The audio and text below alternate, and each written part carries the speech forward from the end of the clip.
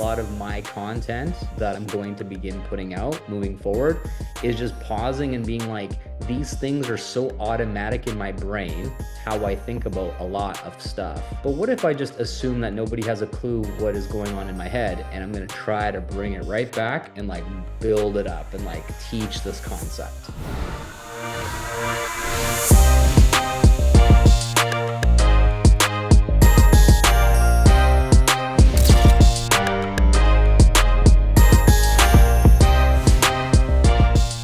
What I'm currently vibing with that a lot of you are going to resonate with too is signal clarity and not saying things just for the sake of it, like certain terminology, like for example, high ticket affiliate marketing, high ticket sales, just these things that a lot of people are saying. What happens is when you get introduced to these concepts, business models, way of thinking, personal development, a lot of these things that we get used to, accustomed to. We speak from a place of just assuming that our audience understands what the hell we're talking about. And we say it so nonchalantly, but if you imagine you talking in your content, your ads, your copy, whatever, and some of these key terminology, vocabulary was never defined, like the dictionary definition, this word actually means this.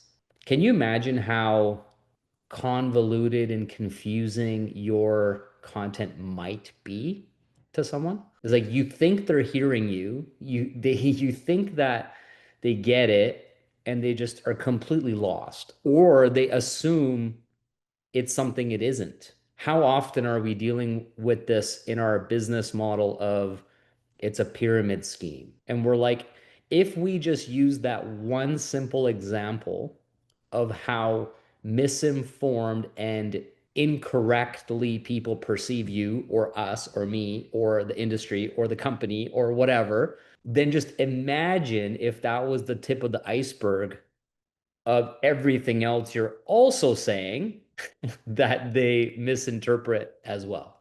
It's like we're speaking English, but they're hearing Cantonese. Wouldn't that be interesting to pause, pull it right back, and try to do this like grade 3 level of maybe I haven't shared this before. Let's talk about what is affiliate marketing. You know what I mean? And like that's a piece of content. Just clarity in the signal of, are you picking up what I'm putting down? Are you understanding why I'm doing what I'm doing, how it works, how you can do it too, and bringing it right back to just such simplicity as opposed to, let's say, fancy stuff that makes us feel so smart and so much more elevated and educated than everyone else who follows me, which is what a lot of people try to do. It's like, let's just say it cooler and more complicated. And people are just like, I'm checked out. I don't even know what you're talking about. And a lot of the times you'll also be able to notice this from a relatability standpoint is if you're posting business content and then all of a sudden you post a content like you hung out with your kids or you went to the park or you went to the festival or you did this kind of stuff and the likes go through the roof, engagement goes to the roof. Have you ever noticed that? There's like business stuff is like 5 likes or 10 likes or something small. And then all of a sudden it's like personal, family, birthday, holiday, trip, park, whatever it might be, is like boom, all of a sudden so much. I think the reason for that is because of relatability. It's like I've been to the park with my kids. I know what that's like, so I like your stuff. But as soon as it's like you're talking about some confusing business they don't fully understand, we assume, oh, you're a hater, you're not a supporter. We assume these negative things are potentially happening. But what if it's just a matter of like, I just don't know what you're talking about? Like if I started putting out physics and neuroscience content, you'd probably not like it either because you'd be like, I don't know what the hell is going on. Right? It's like, this isn't for me. Let me just go ahead and skip this post. I'm not engaging with it because it's not for me.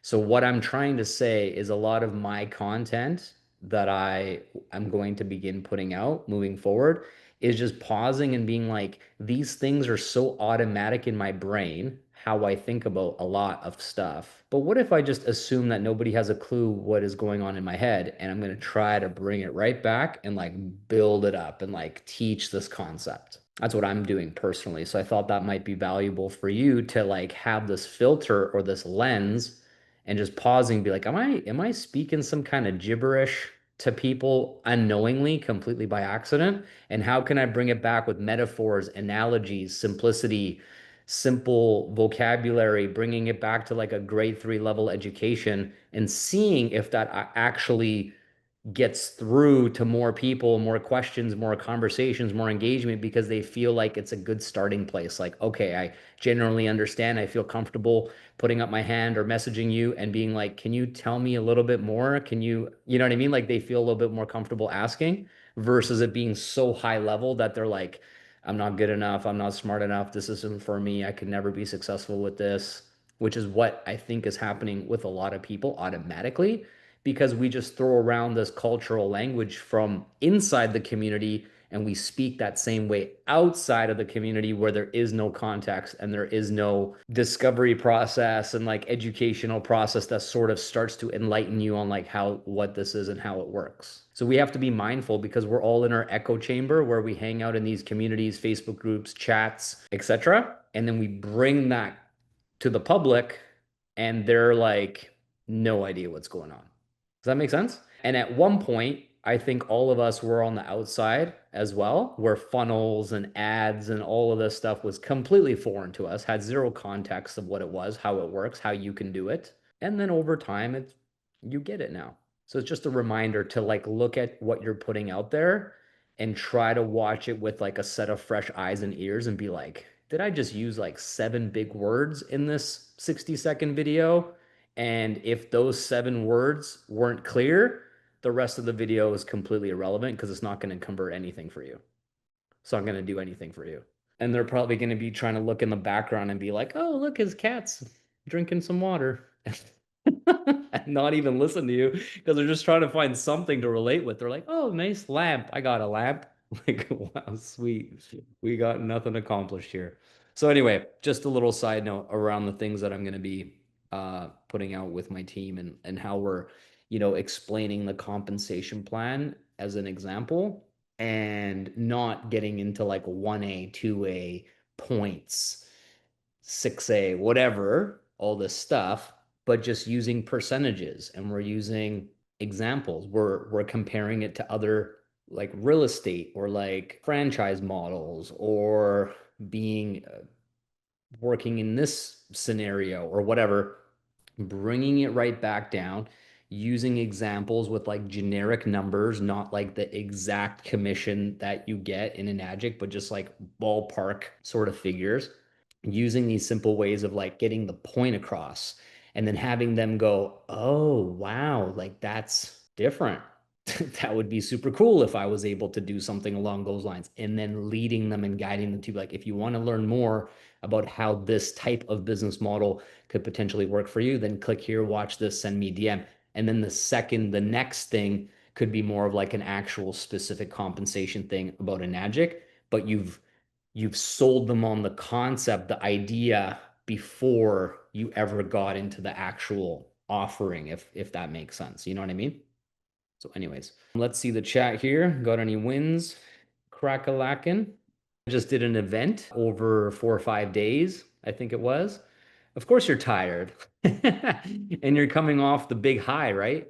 After an event, you're cloud 9.5. It's all amazing. You're hanging out with cool people, and you come back and it's like deflating, and you got to just have a little bit of a chill. So, and you're moving, and moving is super fun. Are you all packed up? Are you getting movers? Like how are you doing that? You got that all sorted out? So we're moving into my parents' home, which my husband and I had been in the basement before then. So we're literally just moving things from the lower level to the upper level. But coming home from the retreat to a house that was in all disarray was like, Yeah.